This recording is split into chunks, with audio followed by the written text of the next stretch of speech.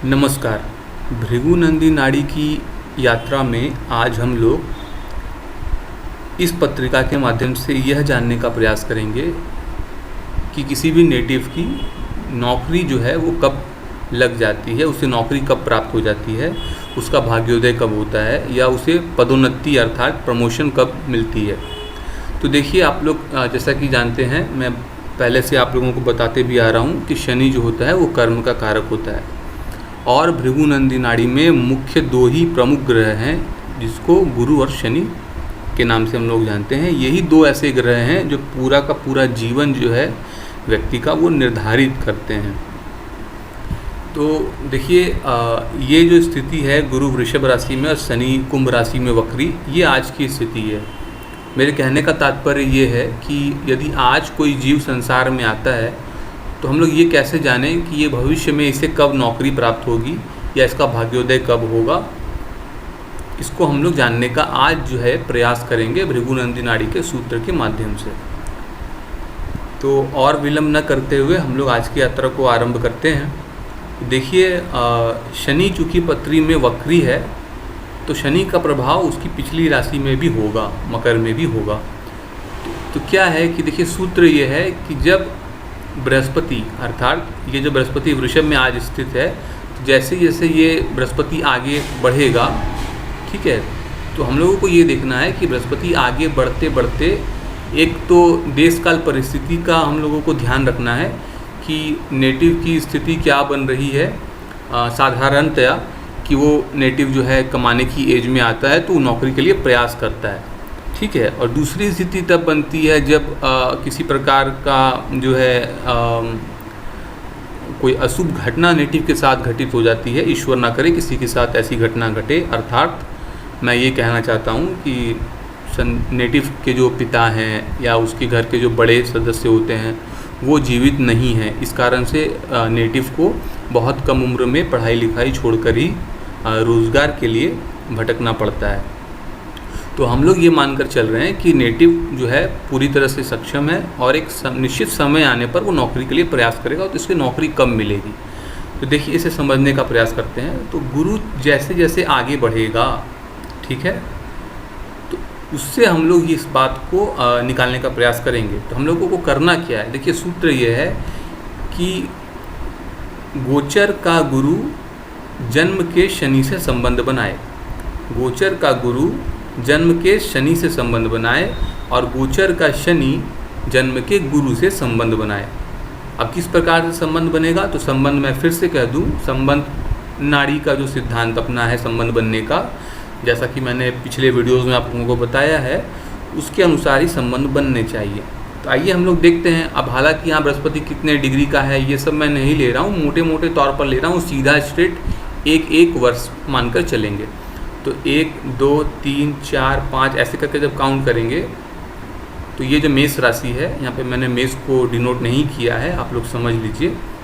तो 13 वर्ष पर 12 वर्ष यहाँ पर मेष राशि में आएंगे, 13 वर्ष पर बृहस्पति वापस से अपने स्थान पर आएंगे। इसी प्रकार से 24 में ये बृहस्पति वापस से मेष राशि में रहेगा और उसके पीछे 23 और ये 22 में वो कुंभ में रहेंगे बृहस्पति, ठीक है। और वो शनि को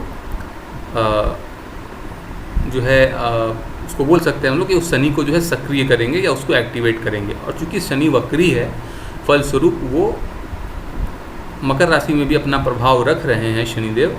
इस कारण से हम लोगों ने देखा कि 22वें वर्ष और 21वें वर्ष, 21 और 22 वर्ष के आसपास जो है इस नेटिव को नौकरी मिलेगी या इसका भाग्योदय होगा।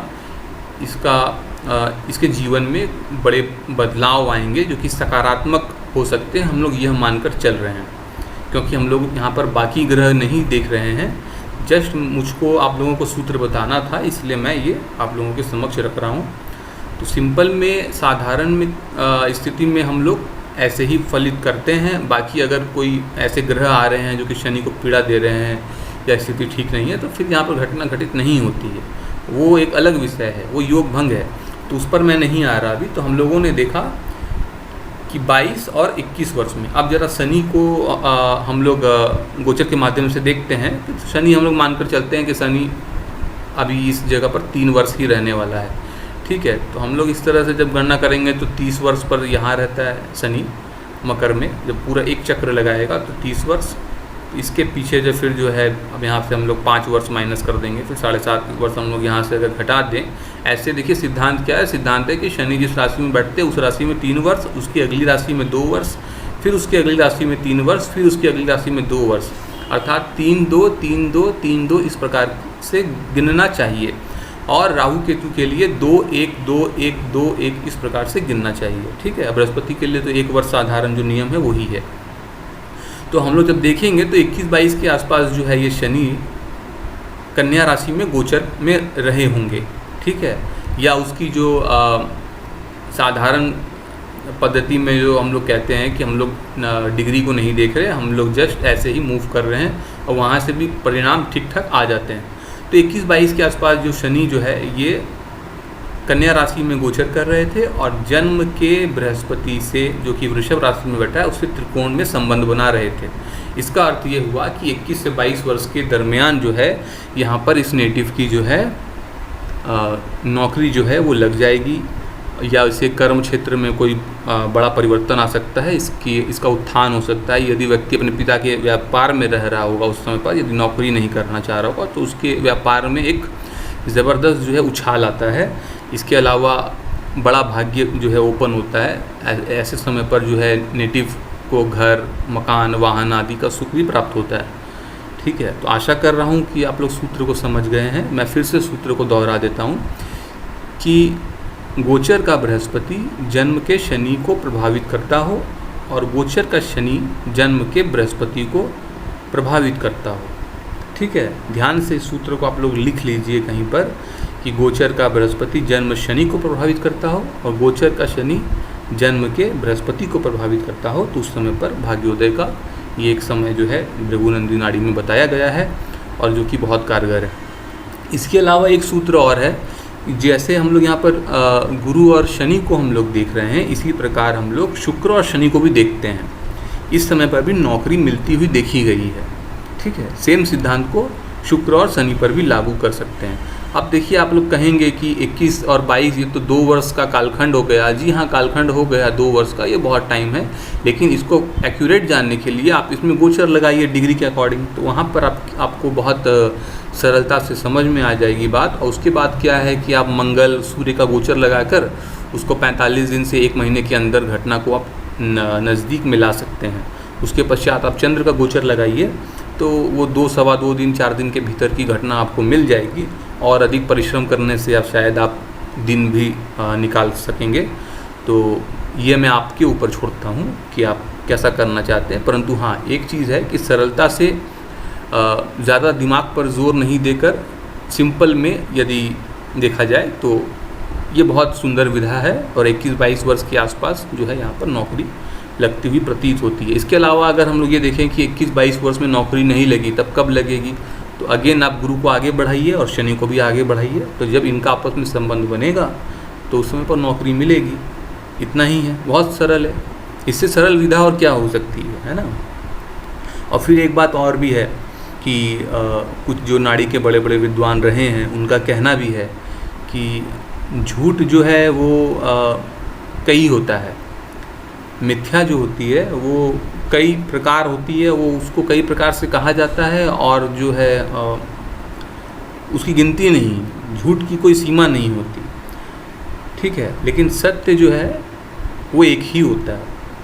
तो जिस प्रकार से दशाएं जो हैं कई प्रकार की हैं, तो ऐसा नहीं है कि दशा को मैं सत्य कह रहा हूँ, उसको ठुकरा रहा हूँ, ऐसा नहीं है। परंतु इतने प्रकार की दशा जो है वो होना तो कहीं ना कहीं इस बात का निर्देश करती है कि किसी में भी जो है रिज़ल्ट 100% नहीं आ रहा है।